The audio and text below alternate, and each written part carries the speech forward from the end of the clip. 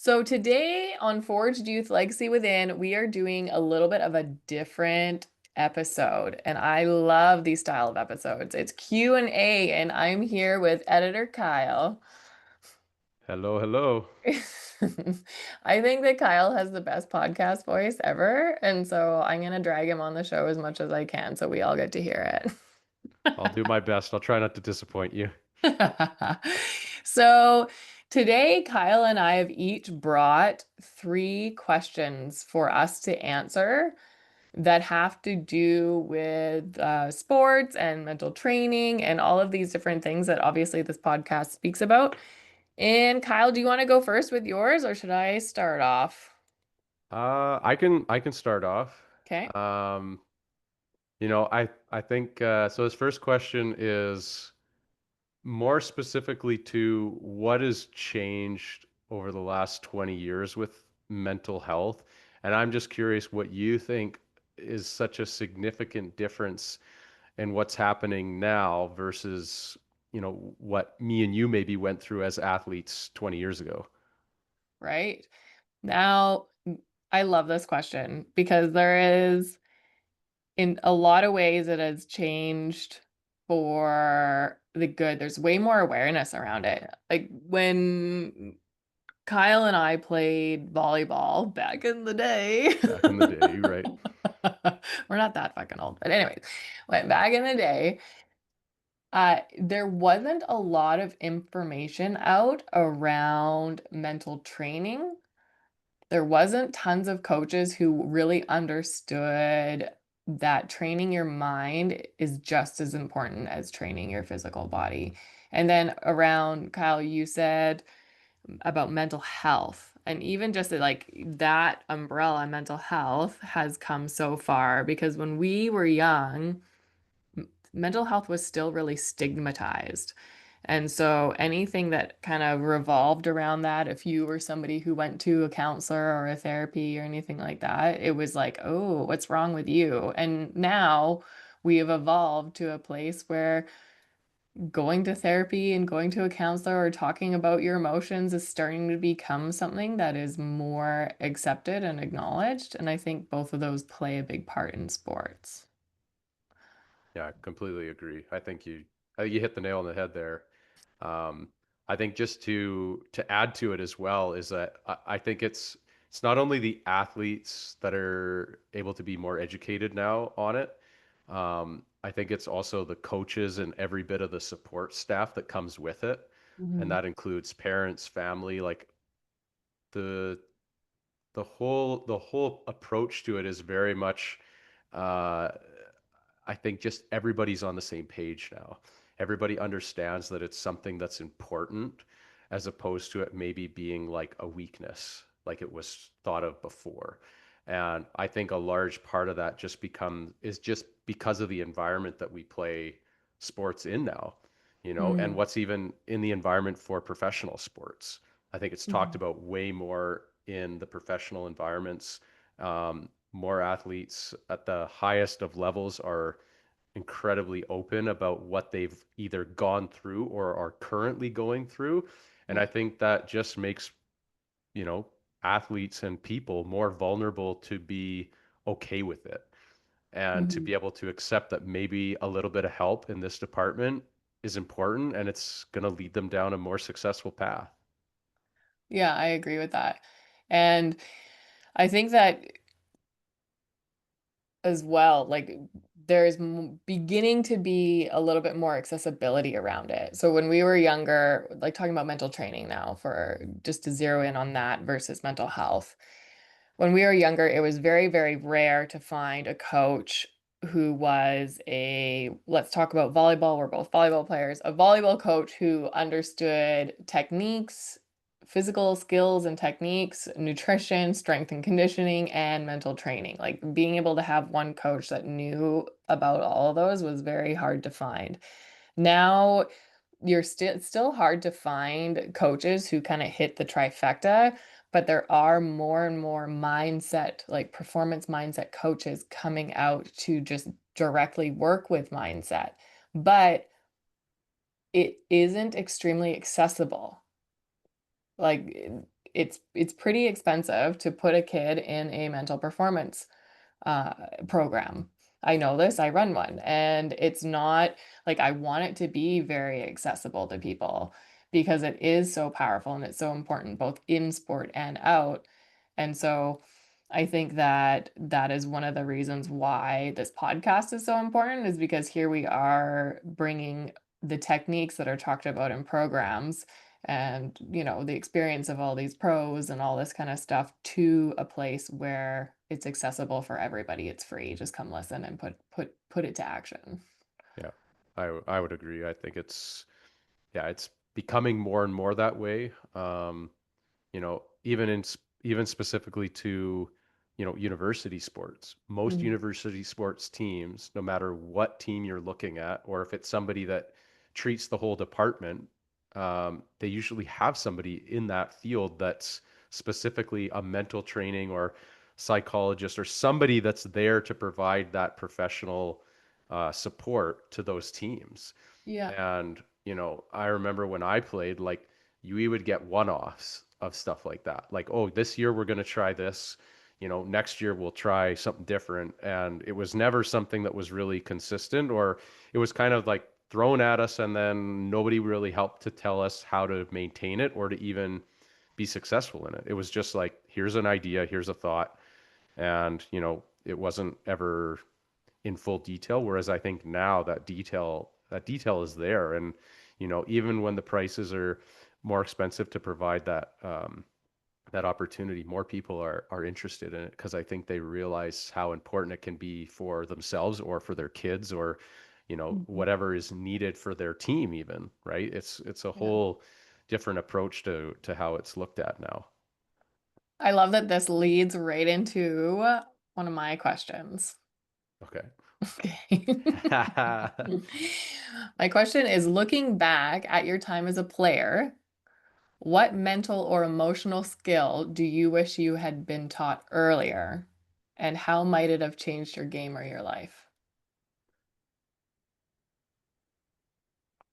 I think I would just, when I look at my time playing, um, I think I look at it as if it was a tool that was provided to us or shown to be something that could really be beneficial, I would have probably had a reason to jump all over it. And unfortunately, when the times that we played, and not to say that we shouldn't have been doing more, but there was probably more that we could have been doing. And if it wasn't there, or it wasn't something that was like beaten into us, we didn't think it was something we had to do until it was probably too late, right? So I would say just being able to have those resources available, or those skills in my back pocket, whether I really needed them every day or every game or match or practice that I was in, but Mhm. just to know that it was there if something didn't go how I thought I saw it going. Mhm. I think not that it's not to say that I felt like I was an athlete who struggled with it. I don't think it's something that hindered me too much when I played. But Mhm. when times weren't perfect, it would have been nice to have a skill set like that to go back to and be able to say, hey, this is something that can help. Like, this is something, or at least something I can try, like, to better where I'm at. Like, there wasn't Mhm. anything to really do.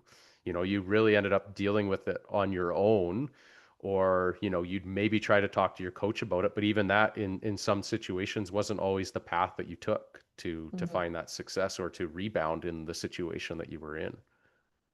Yeah.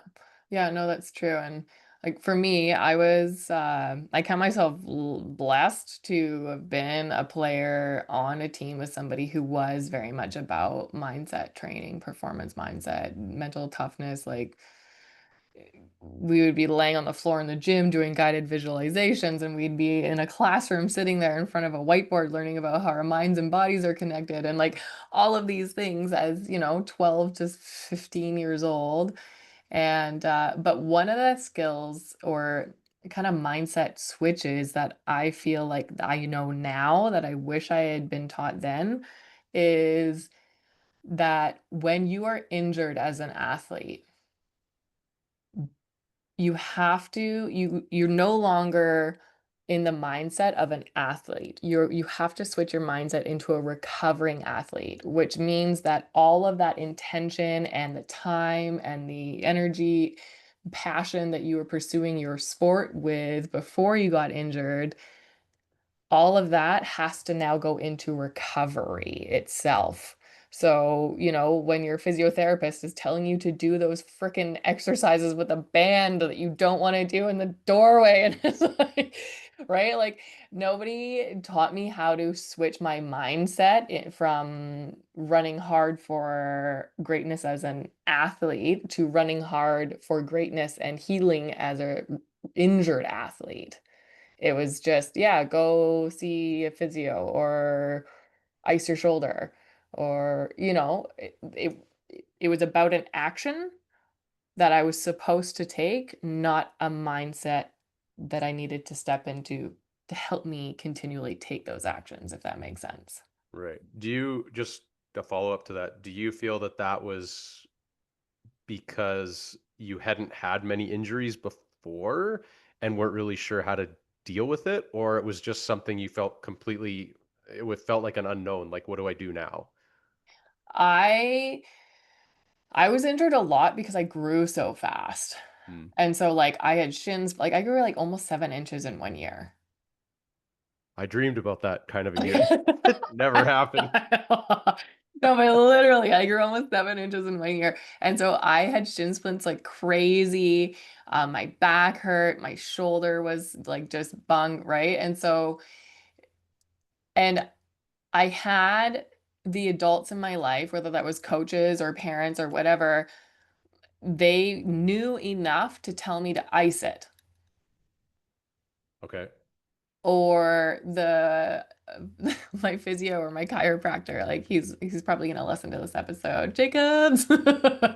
um, but he would always get me to try and like do all these exercises with these rubber bands, like I said, and I just wanted to be back on the court and be playing, and so I wouldn't put in the time and the dedication to actually following through and doing the exercises and all of that kind of stuff because I didn't understand the importance of stopping thinking about getting back on the floor and just being in the moment with my injury and healing myself. Does that, you know what I mean? Yeah. And so it wasn't that I wasn't injured before because I kind of always was. And it wasn't that I wasn't being told what to do to help me heal. I just wasn't being told how to switch into a mindset where I could do that, if that makes, yeah. Right. In some ways, it's like you just didn't uh, have the resources to understand the complete process, Yes. Yeah. right? Like, hey, I rolled my ankle. This is what I need to do to feel good about getting back out there. It's not just about getting back out there, it's getting a little bit of strength, flexibility back, Yeah. feeling like I'm, safe to go back out there, so Hmm. to speak, and, knowing when it's right to go back out there. Yeah. Yeah, totally. Yeah, and then because I mean the downside of not doing that is that your injuries never heal and they just keep reoccurring and then they end up taking you out of the game Yeah. earlier than if you had actually understood it. So, Yeah. yeah. So this kind of leads to an interesting question, and I have maybe one other one after this too that we can touch on. But what I'm curious of is like we know how much has changed over time with physical training, injury prevention, like you just talked about, concussions being a significant one, Hmm. and obviously mental health and mental training is significant. But what I'm curious, just knowing all of that, what do you think is like something else that's hiding under the rocks that we haven't seen come to the surface yet so much like all these other ones that you think could be something even new that, we haven't even thought of yet? Oof. Hmm. Or is it just adding layers and layers to some of those significant ones, like, mental training becoming, maybe even something that ends up in schools, for example, like where it's Yeah. not really there yet. It's something that you do in extracurricular activities or you, like you said, counseling, right? Yeah, I would say just leaning into the mental training because I am highly involved in sports, so are you. And you know, to the point where I'm in contact with like I'm not lying, like between all of the platforms and the groups and like all of that kind of stuff, about 200,000 people who are involved with a youth athlete, whether that's a parent or a coach or an auntie, like whatever it is, they have a youth athlete in their life. Yeah. And I would say that about 90% of those people still don't understand what mental training is at all, Hmm. or and or they don't realize how big of an impact that it makes not only on sport, yes, 100% on sport, but how the skills and the techniques that they learn as youth through mental training using sports actually sets them up for greatness in life as well.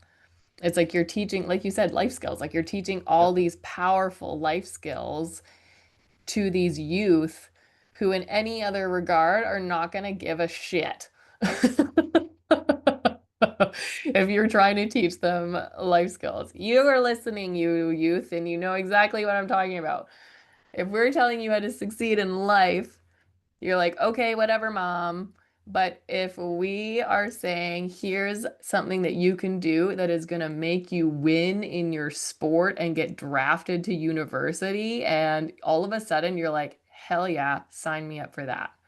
Right. And so that is something that I think is we're just starting to skim the surface with people starting to understand that mental training is vital.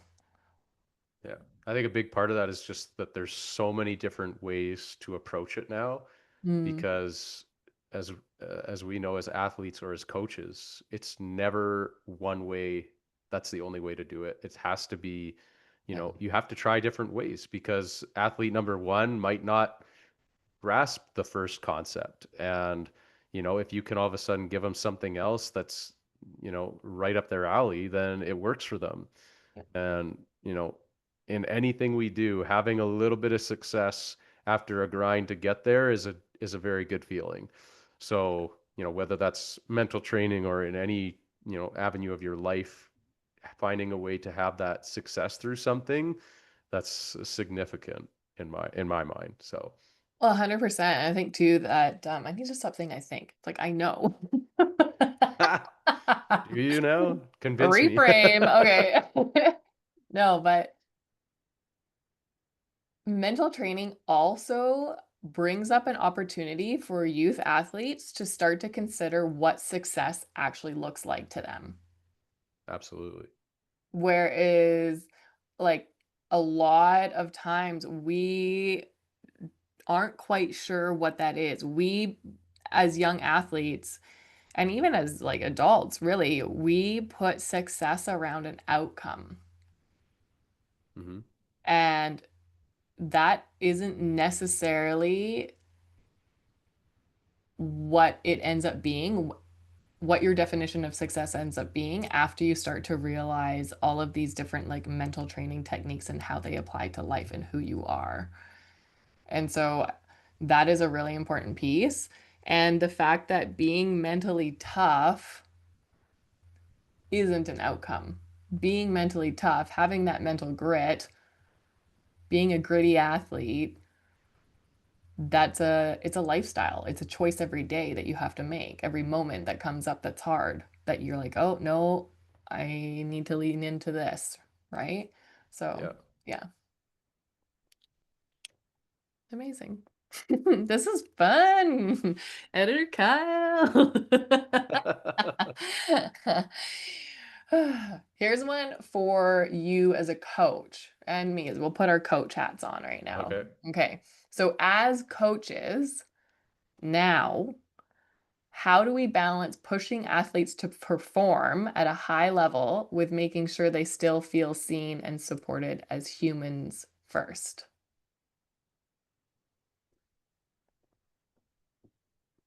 Uh, I think, I mean, I, personally, I like to think that that's something that I strive to do as a Mm, coach. Um, I think, I think getting a grasp and concept of your team and the types of athletes that you have is important. Like you need to understand your athletes. Um, you know, coaching a university team is different than coaching a 15U girls team. Um, you know, whichever gender it is, part of me is like, you know, whether it's university or it's, you know, it's 15 year olds. Um, there's a big difference between those personalities and those types of people and what they need a lot of the mm, time. So I think the first thing you need to be able to do is get a grasp of the team that you have and then even come up with a plan of like, you know, how am I going to make sure this person is seen, you know, in practices, in games, and figuring out what individuals need because not every athlete needs that encouragement every single game. Some athletes do need a little bit of that, mm, you know. Um, but at the same time, I also completely believe that it's, you know, you need to find different ways for every athlete that you're not making them depend on you for what you're providing them as well. So almost challenging them, like, you know, you're going to provide something here, you still care, you're still like, you know, believing in them, but you also want to let them find their way a little bit on their own too. So mm. I think it's important to be able to, um, you know, have a plan a little bit in place for it and also be ready to adapt because there are things that are going to happen during your season or during a practice that you are not going to be prepared for and you're going to have to find a way to paddle through those waves and Mhm. hope that you can, you know, stay afloat without making a huge mistake. But mistakes will happen too, and that's okay to apologize for them. So I think having that kind of relationship with your athletes and your team and support that you've got is, you know, a big reason for something like that to be successful. I love that answer. And I do think that you do a good job of this as a coach. And I mean as a player too. And it's something that you've always been really good at is the human being versus the human doing, right? And Sure. and as coaches, we're leaders and a leader's job is to have the people who are following them like find their shine. Does that make sense? Yeah, you want to find a way to make any athlete that you have shine their brightest, Yeah, I yeah. think. And I agree, like, it is so every athlete is different. Every athlete is gonna learn in a different way and be pushed in a different way or break in a different way, be able to hold emotion in a different way, and so, while it is very important, obviously, to be working on skill in your sport and all of these things, it's also important to be learning the human behind the doing, Yeah. and and And also by doing that, it is keeping the joy that these youth athletes have in their sport. I find if it's all about the sport and it's all about the action and then that's where we get burnout as athletes. But Yeah. if you have a coach who is invested into you 100% as a player, but also invested into you 100% as a person, you are gonna have, like, so much loyalty and joy and just, like, you're gonna wanna show up for that coach because that coach shows up for you. And Yeah. so, yeah, that's what I would say as a coach is to really invest in these athletes both in their sport and out of it. Yeah. I think the most important thing is you have to do it early Mm, because you don't want to be halfway through the season trying to find a way to communicate to your most difficult athlete and realize that you waited, 3 months to try to have a discussion with them about something important, and they've already decided to shut you out. Hmm. And, you know, you can't control absolutely everything. Yeah. Some teams are made up of significant numbers, and it's difficult to be able to provide that attention you know, to every athlete consistently all the time. And Yeah. unfortunately, a lot of the sports that I've had the privilege to coach at and the highest of levels, you're only around those people for small snippets of time. Hmm. And so if you don't find a way to, even have a skill set that allows you to communicate with them outside in the real world as humans, like you said, your time on the court is also pretty limited, and Hmm. that's not always going to be the best place to have some of those tough conversations either. So, Yeah. Yeah, I agree. I Some of my favorite times as a coach was when I would coach senior high boys volleyball. and you were taller than all of them. I was taller than all of them. Yes, I was, but they A could luxury definitely I've jump. never had. They could definitely jump higher than me. So no, but and I loved it because I mean volleyball in Canada, I'm not sure how it is in other countries, but in Canada, the high school volleyball season starts like week one of school getting back in pretty much. Like by the end of the first week or the start of the second, you're having volleyball tryouts. And I would run my tryouts and I would ask at tryouts so I could learn their names too. All the people trying out. I would say, "What is your name and what's some crazy adventure that you went on this summer?" And so then I got to connect the name with the story, but then that helped me get to know what kind of a kid it was too. And then the ones that made the team, I always had that story and it was something we could joke about or anything or something like that.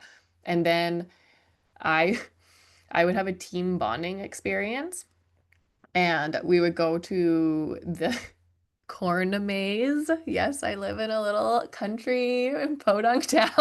And we Oh, have shout a out Chilliwack Corn Maze. whoop whoop. But I would go, we would take them there, and I would.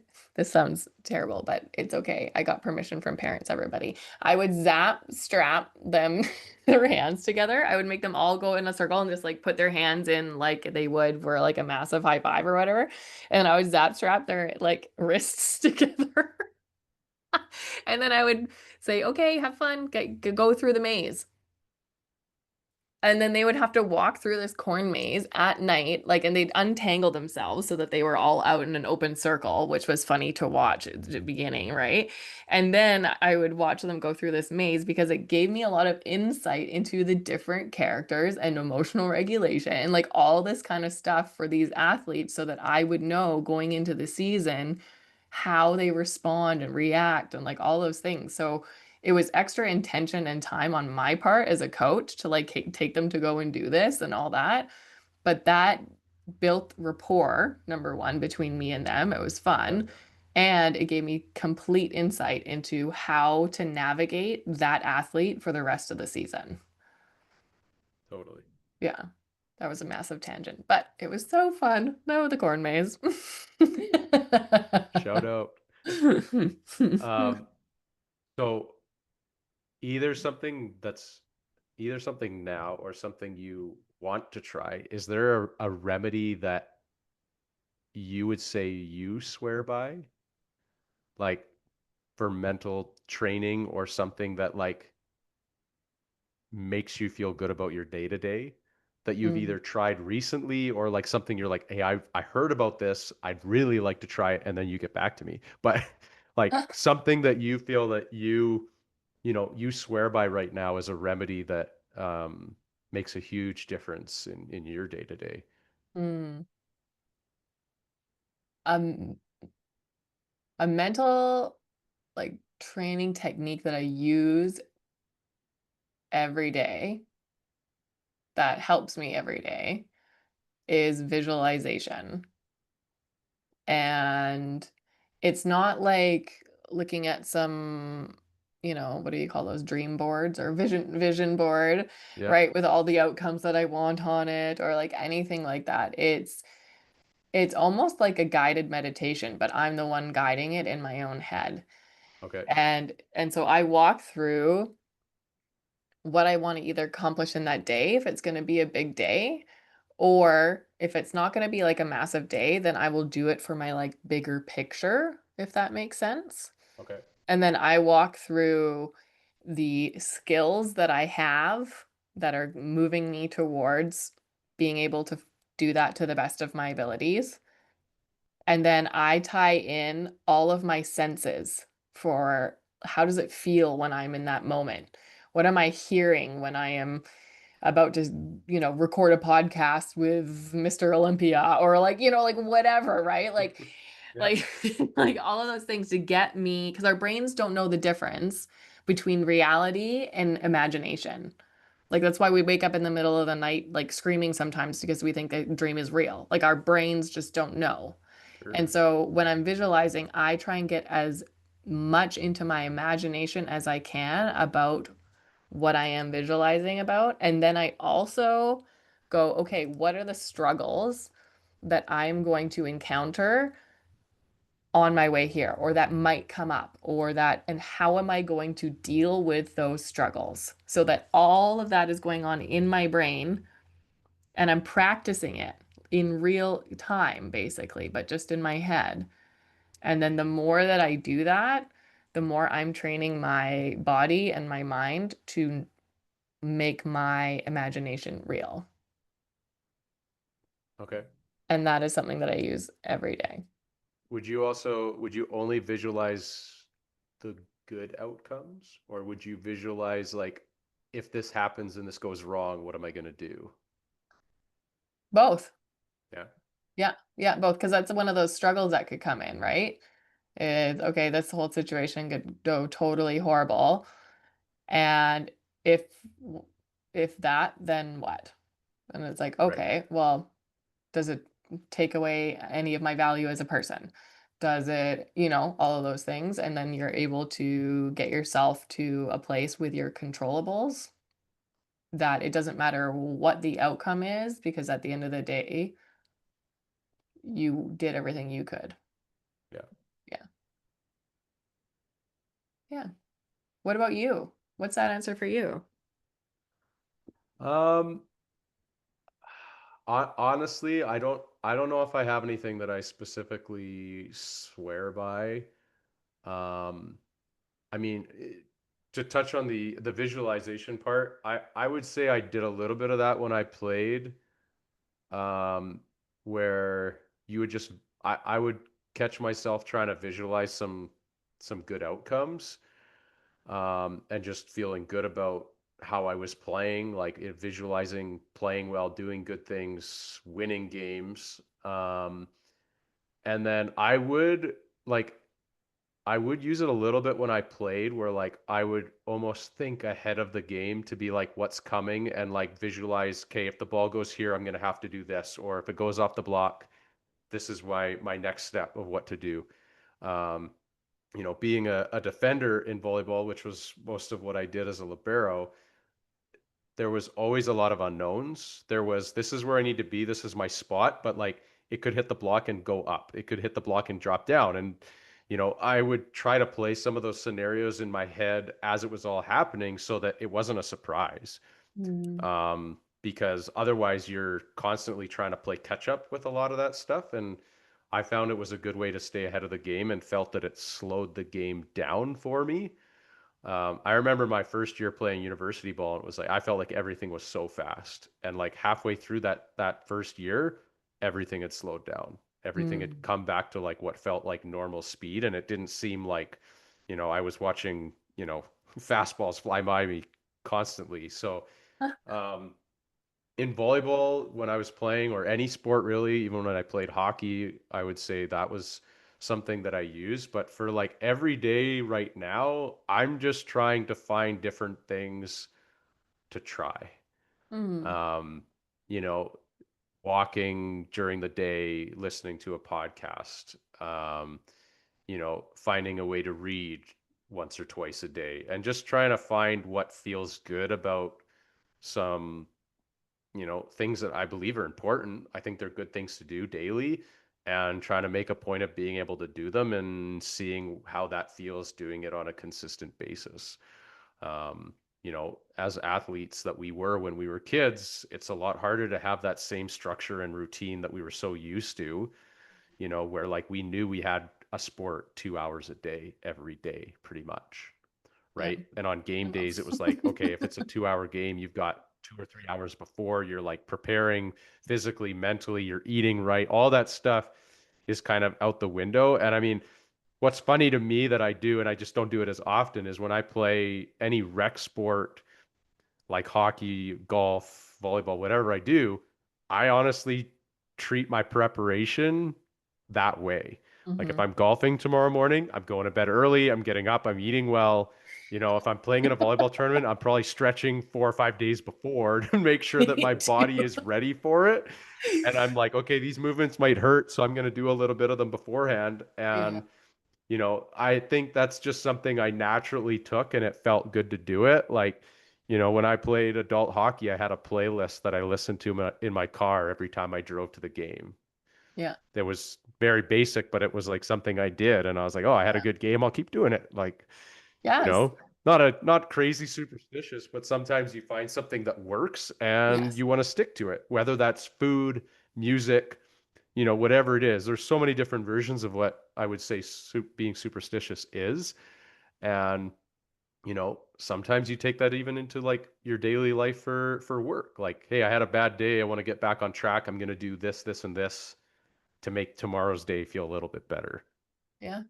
Yeah. Well, it's all, yeah, I mean, that's a big controllable, right? The preparation. And we teach kids that about the four phases of performance and pre-performance routines and how important it is. Like, and I don't think it's superstitious when you like, because you're taking an action, an intentional action for the purpose of preparing your mind to be the best it can be. Yeah. And Or to so feel comfortable in a, confident, you right? know, Yeah. Yeah. yeah, like I said, I don't play volleyball very often anymore, but when Yeah. I do have to go out and play, I would prefer to have some slight bit of preparation for Yeah. it. Yeah, You know, totally. same Yeah. with, I can't remember the last time I went golfing, but I enjoy it. But if I knew I was golfing next week, I'd probably hit the driving range 2 or 3 times Yeah. beforehand and try to feel better about what I was going to be doing, Right. and I think that's for me, it feels like a comfort of like, hey, if I do a little bit of this, this is going to help me feel better rather than just picking up the sticks and jumping out there and seeing what I can do without any preparation at all. Yeah. Yeah. Yeah, I agree. Okay. My last question. What's one moment from your volleyball career, win or loss, that shaped how you show up in the world today? Um, I mean, oh, there's so many to think of with when it comes to sports that way. Um, Say the question again. I just want to hear it again. What, what's one moment from your volleyball career, win or loss, that shaped how you show up in the world today? So I in my grade 12 year for volleyball, we were in the semifinals for provincials.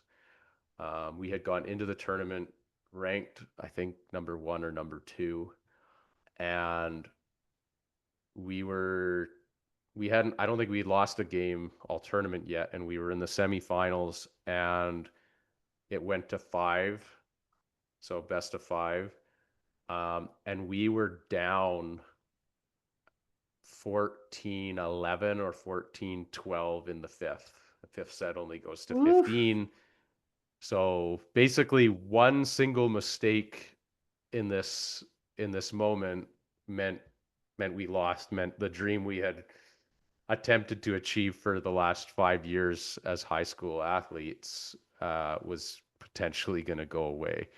Um, and I remember we won 1 point, uh, or no, sorry, we had got the point I think to make it 14-12, and we had a kid come in to serve who is a grade 11 who I don't think had actually played the whole tournament yet. Oh my And God. I'm pretty sure he just had like a standing basic float serve. But I remember looking at my libero on our team and being like, I hope to God he just makes the serve. Like, at least give us a chance to do something. Like, the last thing I wanted was him to like botch the serve and Yeah. we can't even do anything about it. Yeah. And anyways, kid makes the first serve. There was a player on the other side who hit a ball. I ended up making a dig. The ball went back over, and then the kid hit it out of bounds. And I think that happened one more time, and then the game was tied at 14 all. And again, this grade 11 kid is still serving, probably crapping his pants at the same time. And we continued the run. The other team didn't get another point at all. Um, I remember like us as a group just like not letting the ball hit the floor, and that was something we were known for as a team. The ball just didn't drop. We were very good defensively. Um, I didn't even play libero for that team. I was a setter, and I went on to be a libero. And we had other guys that played libero on other environments, and like we had a lot of guys that could do that part of the game. And I just remember, like, honestly, the jubilation we had of winning that game was probably as big or better than winning the final that we went to after that, because the final we won quite handedly. We it wasn't super close in the final. Yeah. Um, so for me, with the way that went, is like I don't know, it showed me that in sports, or even in anything in life, there's it's never really over. Hmm. There's always a chance. There's always an opportunity to do something about it. Um, so I feel like I've taken that with me as a coach, and I like to share that when I'm a coach, to share those experiences. Like, I've had experiences as a coach where I've been the one up and have lost those. I've also been the one where I'm like, hey, we're down by 6, but we could come back. Like, you Hmm. never know. Like, there's a chance. So you just got to believe that it's a possibility, and we can make it happen. And again, I've been on both sides of those. Thankfully, more so as a player, I've been on the winning end of those, which felt Me really too. good. As a coach, I've probably been on the losing end more, but that's just because there was more opportunities where that happened like that. Yeah. Um, but yeah, definitely uh, going through something like that to get to our final goal in grade 12 was also just something I took with me. Like, we went through a lot of different ups and downs, but that grade 11 and 12 year, like both those 2 years, we came second in grade 11 and one in grade 12. Like, we went through a lot of different ups and downs, and to end up coming out on top in our grade 12 year was, I think, what everybody had dreamed and wanted to accomplish in our to finish off our high school, Glorious. right? So, those are moments that I'll have with those guys forever. And this coming September will be like it'll be 20 years since that. So, because we won in 2005, which was in December, but 20 or Wow. 2005 to 2025 now. Yeah, So, there you go. yeah, we did a we did a podcast with the group where we just had like, or a Zoom call with like a bunch of the grade 12s around COVID time, back when that was the thing to do. Yeah, And I'm hoping we can get the crew back together for one more go on the 20th anniversary, which would be pretty cool. So, that would be super cool. Yeah, that's such a fun story. Oh my gosh. And I've been in so many of those as well, where they're like, okay, no one make mistakes, and here we go. And you just come out of it and you're like, oh my God. The energy, the adrenaline is huge. right. Do you Yeah. think you have a better story or experience from that as a player or as a coach? what would be the one you draw from more? I am similar to you as when I was a player, we were more on the winning side of it. And then um as a coach, I definitely did more of the losing side of it. That sounds weird to say.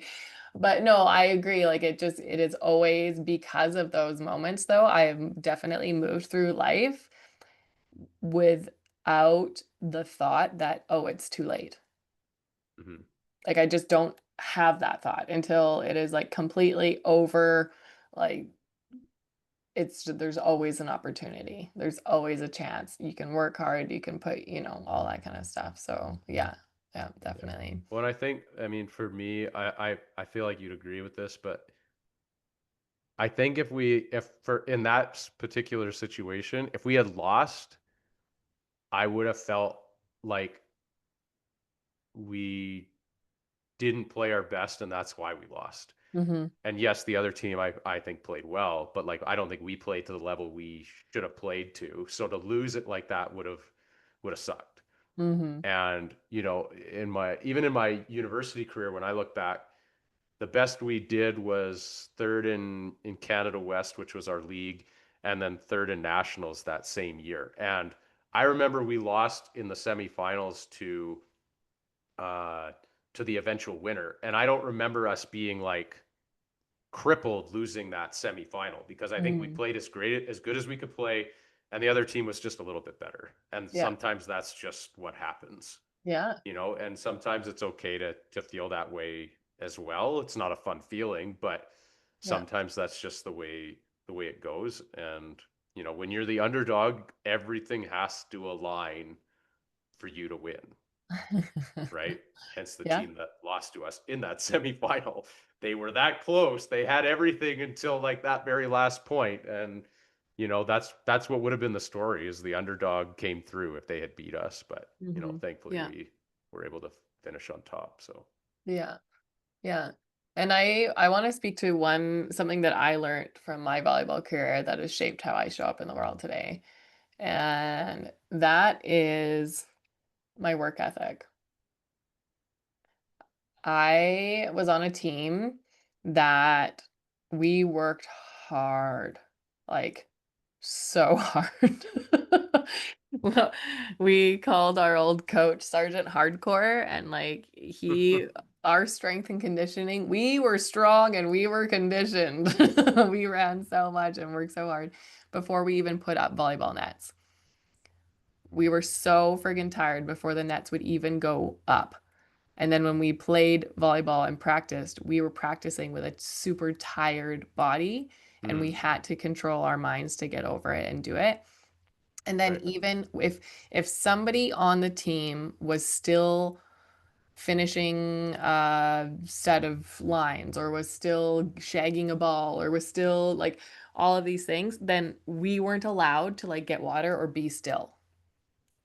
Everybody had to keep moving or keep working or to keep doing something until the last person was done and then everybody took a break together. right, And those things have compiled to make me an individual who has a very strong work ethic.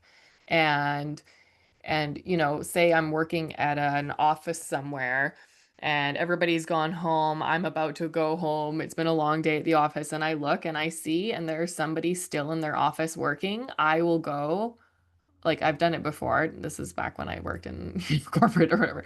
I would go and I would help them finish their work so that we could both leave at right, the same time and go. I wouldn't just leave that person behind. right, right, If there's work to be done or if somebody's still doing something, then that means that I can still be doing something and I can be helping or I can be right. right, And so that is something that I am like drove me insane at the time, but now I'm so thankful that I am an individual who has the drive, who has the work ethic that can I accomplish a lot of things in a little amount of time. the best do, right. And I wouldn't have that if I didn't play sports. I still had somewhat of a like decent work ethic. I knew how to work hard, but sports definitely made me level up in that. Yeah. Yeah. I mean, I think participation in sport is, it gives you so much more than just the ability to play sports. Yeah. You know, it brings out a lot of different opportunities throughout your life that you you know most kids won't even realize until they're in their 20s, that you know what it can provide them or what they learned through that experience. Yes, I read a stat last week and it was that 90% of female entrepreneurs or CEOs played sports. Hmm. You're learning a lot. Uh, Right? Do you hmm. think that culture will like continue to rise, like the number will rise for something like that, where, and I mean, I think sport or any kind of like involvement in a club or something that provides a community can just be so helpful in the ability to grow like that. Mhm. Yeah, when you're a part of a community and when you're a part of something bigger that you are adding value to, you're providing, like you're giving back to, then you're going to be learning those skills for sure. Sports is just a really great way, like I said earlier, about how to teach young people a lot of these really vital life skills in a way that they are going to understand Yeah. and that they won't even really equate it to life.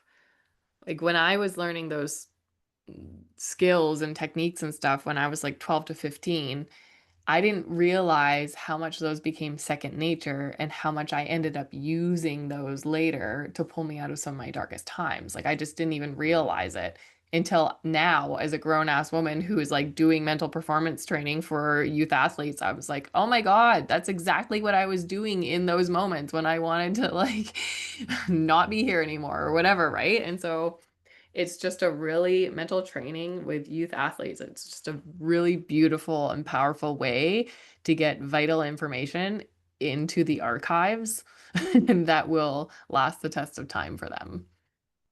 yeah. Yeah, totally. You any more questions or is that all of them? I mean, I got one more just out of curiosity for you, is like knowing what you were able to learn through mental training and the level of volleyball that you played. Do you ever wonder what it would have looked like if you had played volleyball uh, that much further, like into a Mm. professional career or a profession in general? Mhm. I used to ruminate on that a lot with anger in my soul that I didn't get to. Um, yeah, I think about it, and I think I just would have lived a very, very different life. I wouldn't be I wouldn't be who I am today. And so in that regard, not really. Like, you know, because I was unable to move forward and play professionally and all of that, I ended up going through a lot of life experiences that I really needed in order to become who I am today. And I like who I am today. No complaints here. No complaints here. Yeah, and I think that like I never would have tapped into the fact that I'm creative. Or maybe I would have, but it would have taken a decade, 2 decades longer. Like who knows, right? Because I literally until I was like in my 30s, I didn't understand that I could be an athlete and be artistic and creative. I just didn't I didn't know that. I didn't get it. And until I had, had things taken away from me, did I actually tap into that, right? And so it's just, yeah, I think it would have been fun. I think I would have met a lot of amazing people, but but life had other plans, and I'm here now, and I'm happy about it. Yep. Does that answer your question? Yeah, I'm happy you're here. Thanks, Kyle. Well, this has been fun. Yeah, no, it's been great. And yeah, if you're listening and you have questions that you feel would be worthwhile asking us, or things you would like us to maybe discuss in the future out of a different Q&A type uh, episode, feel free to send them to us or comment on us, or let us know what you think, and we'd be happy to share our thoughts. Yeah, please do send those questions. Our email is forgedyouthpodcast@gmail.com. And then, of course, like Kyle said, comment below episodes, comment on our social media, join our Facebook group. We have a Facebook group that's for parents of youth athletes and coaches. And there's not a lot of youth on Facebook. So it's mostly for us parents and coaches. And I also just created a group on LinkedIn as well, because there's a lot of us, who have professional accounts and career stuff on LinkedIn. So it's nice to be able to utilize that platform as well. So I have all the links in the bio. Ask those questions. We want to hear them. That's about it. See you next time. Thanks, everybody.